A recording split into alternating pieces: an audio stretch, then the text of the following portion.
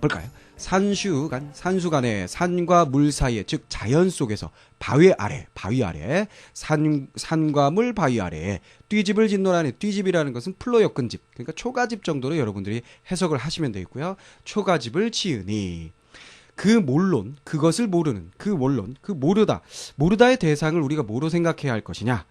여기서는 그냥 뭐 자연을 즐기는 삶, 자연을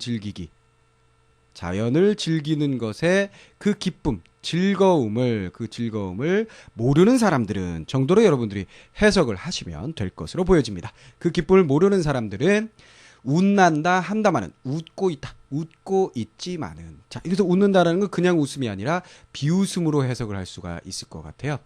그렇죠? 그래서 선생님도 가끔씩 다 모든 것을 접고 자연 속에서 그 초가집까지는 아니더라도 집 하나 그냥 뚝딱 지어가지고 논밭 갈면서 개를 그냥 큰 개 몇 마리 키우면서 그렇게 혼자 살고 싶은 생각을 하는데요. 이런 얘기하면 뭐 친구들이 웃지요. 비웃습니다. 그죠? 그렇게 살 수 있을 것 같으냐? 며칠만 있으면 돌아올 거다. 뭐 이런 얘기하고 뭐 그렇게 됩니다만, 여기서도 마찬가지죠. 자연 속에서 띠집을 짓고 살겠다 그러니까 그런 자연 즐기기의 삶의 맛을 모르는 친구들은 날 비웃기도 한다. 뭐 이런 얘기가 되겠습니다. 어리고 샤암의 뜻에는, 어리고 샤암. 샤암이라는 것은요, 이거는 향암을 말합니다. 향암이라는 건 이 향자가 고향향, 시골향, 뭐 고향할 때 그 시골향이고, 암이라는 것은 어둡다라는 뜻이에요. 그러니까 시골에 살면서 세상 물정에 어두운 사람을 뜻한다. 이렇게 보시면 되겠어요. 촌놈. 이 정도로 생각하시면 되겠습니다. 촌사람의 뜻에는 내분인가 하노라. 무엇이 내분인가? 바로 산수간 바위 아래다가 초가집을 짓고 사는 것이 내 분수라고 생각한다. 그것을 모르는, 그런 즐거움을 모르는 사람들은 비웃지만, 이렇게 되어 있습니다. 다시 한번 정리하면, 자, 산과 물 사이 바위 아래에다가 초가집을 짓겠다라고 하니까 그 뜻을 모르는 사람들은 비웃는다. 하지만 어리석고 촌스러운 나의 뜻에는, 내 생각에는 이것이 내 분수라고 생각한다. 안분지족의 삶의 태도가 그대로 드러나고 있네요. 자연 속에서, 가난한 삶 속에서 만족하면서 살려고 합니다. 이렇게 정리를 하시면 되겠고요. 자, 그 다음 보리밥 푼나마를 자주 보던 거예요. 보리밥 푼나물을 알맞춰 먹은 후에, 알맞게 먹은 후에. 자, 보리밥에다가 푼나물 먹는다면 이것은 뭐예요? 검소한 삶의 모습, 그렇죠? 가난한 삶의 모습이라고 여러분들이 생각을 하시면 되겠죠. 혹은 청빈한 삶의 모습. 바위 끝 물가에 슬카지 논이라. 바위 끝 물가에서 실컷 나는 논인다. 그 남은 여남은 일이야. 그 밖에 여러 일들. 그 밖에 여러 일들이란 건 이렇게 보리밥 푼나물을 알맞게 먹고 바위끝 물가에서 노는 것 이외의 일들, 바로 속세에 해당하는 속세적인 어떤 욕망이라고 생각을 하시면 되겠어요. 그러니까 벼슬을 하고 싶다라든가 부귀영화를 누리고 싶다라든가 이런 것들은 부러울 줄이 있겠느냐? 부러운 것이 없다. 계속 연결되는 내용이군요. 자연 속에서 가난하게 살지언정 자연을 즐기면서 살면 속세의 너희들이 전혀 부럽지 않아. 이런 얘기로 볼 수가 있겠네요. 보리밥과 풋나물을 알맞게 먹은 후에 바위끝 물가에서 실컷 노니니 그 밖에 여러 가지 일들 부러워할 것 전혀 없구나. 이렇게 정리하시면 되겠습니다. 자, 그래서 자연에서 청빈하게 살아가니 속세의 욕망은 저에게 전혀 없어요. 이렇게 정리를 하시면 되겠어요. 자, 세 번째 수 들어가 볼까요? 잔 들고 혼자 앉아 먼 매를 바라보니. 잔을 들고 혼자 앉아서 먼 산을 바라다 보니 그리던 님이 오다 반가움이 이리하랴. 그리워하던 님이 온다 한들 반가움이 이와 같겠느냐. 말삼도 우옴도 아니어도 못 내디와 하노라. 자, 한자가 없으니까 먼저 읽기가 편하죠. 자, 그대로예요. 잔을 들고 혼자 앉아서 멀리 있는 산을 바라봅니다. 자, 여기서 산이 핵심적인 시어 대상 자연물이 되겠죠. 그것을 바라보는 주체 시적 하자가 되겠고요. 그리워하던 님이 온다 한들 반가움이 이와 같겠느냐. 즉 뭐예요? 산을 보는 것과 님을 보는 것 비교해 봤을 때 산을 보는 것이 더욱더 반갑다, 이런 얘기입니다. 그리운 님이 오는 것보다 더 반가운 게 산. 말쌈도 우엄도 아니어도 웃음. 요건 웃음. 웃음이라고 생각하시면 되겠고요. 말도 안 하고 웃지 않아도 주로 말과 웃는 것을 하는 것은 누굴까요? 님이죠. 님이 와가지고 아유 자기 잘 있었어 하하하 요즘 이런 일이 있었어 호호호호 하겠죠. 그것이 바로 님입니다. 그런 것을 이 산은 하지 못합니다. 그렇죠? 님은 하는데 산은 하지 못해. 그것을 하지 못한다 하더라도 그래도 못내 좋아하느라 좋다. 무엇을 좋아한다? 나는 산이 좋아요. 이런 얘기가 되겠습니다. 자연이 좋아요가 되는 거죠. 무슨 말인지 알겠죠? 자, 잔을 들고 혼자 앉아서 먼 산을 바라다 보니까 그리워하던 님이 온다 한들 이보다 더 반가울 수가 없을 것 같습니다. 님처럼 말하는 것도 아니고 웃는 것도 아니지만 이 산이 나는 너무도 좋아요. 무슨 말인지 알겠죠? 그러니까 절대적으로 산을 좋아하는 그런 모습이 나타나 있죠. 물론 사랑하는 님이 이 이야기를 듣는다면 굉장히 좌절하고 미칠 겁니다. 그러나 어쨌거나 어떻게 본 선생님 생각에는요, 말하고 웃는 건 요게 산에 있어서의 어떤 약점, 핸디캡인 것처럼 이야기를 하고 있어요.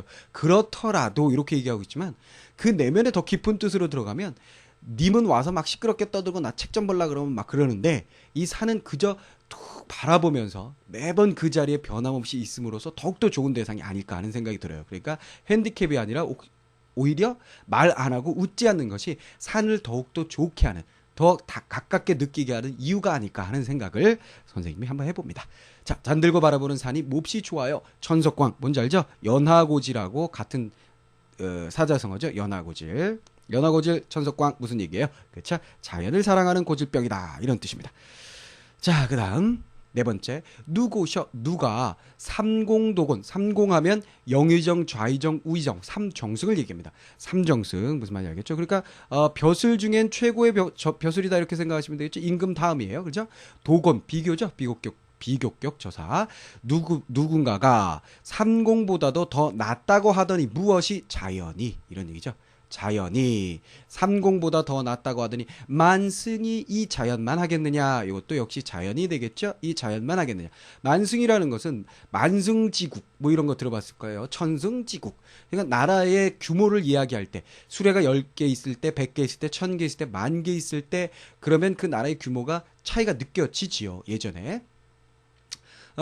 그래서 여기서 만승이라는 것은 그럼 뭐냐? 만기의 수레를 부린다니까 이건 황제의 수준에 해당이 됩니다. 알겠죠? 황제라 한들 이 자연만큼 즐겁겠느냐? 뭐 이런 얘기예요. 그렇죠? 삼정승뿐만 아니라 황제도 비길만하지 못하다. 이제로 비교를 해주고 있고요. 이제 헤어든 생각해보니 소부허유는 뭐 전설적인 인물들이라고 얘기를 하는데요. 은자입니다. 은자. 그러니까 속세의 어떤 욕망을 버리고 묻혀 살았던 대표적인 인물들, 기산용수에 묻혀 살았던 그런 인물들인데요. 허유라는 인물은 그 요나라 임금이 왕위를 물려주겠다고 하니까 싫다고 하고 자기가 더러운 소리를 들었다고 하고 물에다가 자신의 귀를 씻습니다. 그 소리를 듣고 소부는 뭐예요? 물이 더러워졌으니 내 소를 물을 먹일 수가 없다. 이 물을 먹일 수가 없다라고 얘기했던 양반이 또 소부예요. 그러니까 이 양반들은 묻혀 사는 양반들의 뭐예요? 최고봉인 그런 양반들이죠. 그런 사람들이 약도떠라라는 건 야같다 이런 얘기입니다. 야같다. 약은 사람들이다. 영리한 사람들이다. 이런 얘기죠. 영리한 사람이었더라. 왜? 뭐예요? 그렇죠? 만승과 삼공과 바꿀 수 없는 자연 속에 머물던 분들이니까. 아마도 임천한흥을 비길 곳이 없어라. 아마도 임천한흥 뭐예요?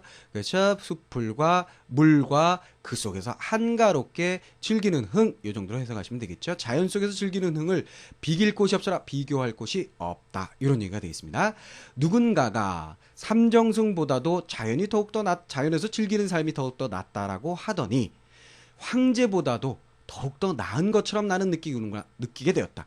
이제 생각해보니 소부와 허요라는 인물들이 너무나 약은 사람, 영리한 사람이었던 것 같다. 아마도 이렇게 자연 속에서 한가롭게 즐기는 이 흥을 비교할 곳은 없을 것 같다. 자연 속에서 묻혀 사는 것이 최고다. 이런 얘기가 되겠죠. 자연에서 즐기는 삶을 비교할 곳이 없어요. 이런 얘기가 되겠고요. 내 성이 게으르더니 나의 성이라는 건 여기서 뭐예요? 본성이라고 생각하시면 되겠어요. 내 본성이 워낙에 천성이 게으르더니 허날히 하늘이 알아설사 하늘이 알았구나. 하늘이 알고 내 본성이 워낙에 게으르다는 것을 하늘이 알고 인간의 모든 일을 한 일도 그중에 한 가지 일도 맡기지 아니하였구나. 다만당 다만 다툴 사람이 없는 강과산 자연이겠죠. 역시 대유. 자연을 틱회라 지키라 하시도다 누가 하늘이 내가 게으른 것을 알고 자연을 지키라는 직분을 주셨다 이런 얘기가 되겠네요. 그렇죠? 그러니까 자연 속에서 머물고 산 것은 자신의 어떤 천성이다, 본성이다, 혹은 운명이다 라는 이야기로 해석을 하시면 되겠네요. 내 천성이 워낙에 게으른 것을 하늘이 이미 알고 계셔서 인간 많은 일 중에 한 가지 일도 나에겐 맡기지 않으시고, 다만 다툴 사람이 없다라는 것은 누구의 소유가 아니다라는 얘기죠. 누구의 소유가 아닌 자연을 나에게 지키라고 하셨어요. 이렇게 정리하시면 되겠습니다. 내 천성이 자연을 버타고 살도록 되어 있구나, 이런 얘기가 되겠습니다. 자, 마지막. 강산이 좋다 한들, 강과 산이 좋다고 한들 내 분으로 누웠나냐? 내 분수. 앞에는 자기 천성 때문에 그러고 있다라고 얘기를 했는데 내 분수로 누울 수는 없다라고 얘기를 했습니다. 누웠다는 건 자연 속에 머문다, 자연을 즐긴다라는 얘기로 보시면 되겠고요. 님군 은혜랄. 마지막 마무리 충성 요거 하고 마무리 지려고 하는군요. 임금의 은혜를 이제 더욱 아노이다. 임금의 은혜를 더욱더 잘 알겠다. 뭐예요? 임금이 나에게 자연 속에 머물 수 있는 기회, 그가 정치를 잘하고 나를 벼슬길에서 물러나게 해주셔서 나는 여기에 머물고 있어요, 이런 얘기가 되겠네요. 아무리 갖고자 하여도, 아무리 갖고 싶어도, 물론 자연스럽게 버슬길에 물러나지 아니하고 유배를 다니셨던 양반이긴 하지만요. 아무리 갖고자 하여도 해올 일이 없어라. 할 일이 없어요. 여기 떨어져 나와 있으니까 임금님한테 해드릴 일이 있어야지요. 약간의 아쉬움이 묻어나오긴 합니다만은 있는 그대로 보셔서 강과산 자연이 좋다 한들 내 분수로 여기 자연 속에 머물 수 있겠느냐. 임금의 은혜가 이제 더욱 알 수가 있다. 자, 은혜라는 건 뭐예요? 나를 자연 속에 누워있게 만들어준 것이 되겠죠. 그죠? 아무리 그 은혜, 자연 속에 머물게 해준 은혜를 갚고자 한다 한들 해드릴 일이 전혀 없어요. 임금님 감사해요. 이런 얘기가 되겠습니다. 무슨 말인지 알겠죠? 자, 마무리. 임금의 은혜로 자연을 즐기나 갚을 길이 없어요. 임금님 충성. 이렇게 정리가 되겠습니다. 자, 그래서 6개 수로 되어